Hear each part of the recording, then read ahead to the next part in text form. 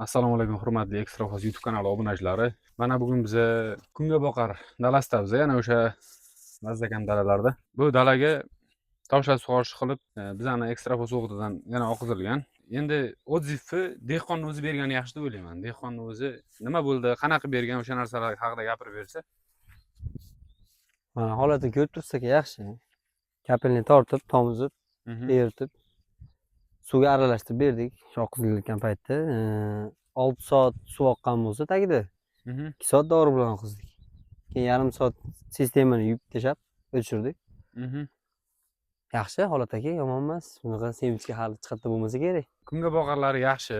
Ichida nihoyatda qamich ko'p bosgan, lekin yer toza emas.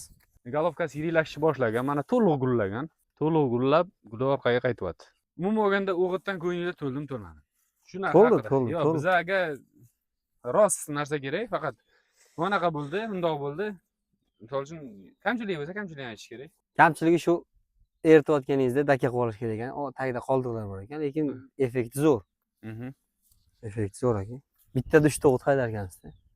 Uni sol, hali buni sol. Men bittada 3 tasini berib qo'yib. Dehqonchilikdan natijalar yomon emas. Faqat ba'zi bir narsalarda urug'lardan aldanish yo boshqa holatlar bo'lgan. Lekin umumiy dehqonchiliklari zo'r. Yaxshi, endi biz anaqani boshlab turibmiz. Poli ham boshlab turibmiz, baribir ko'z bilan ko'rgan boshqa narsa buni. Endi gullashni boshlagan managa.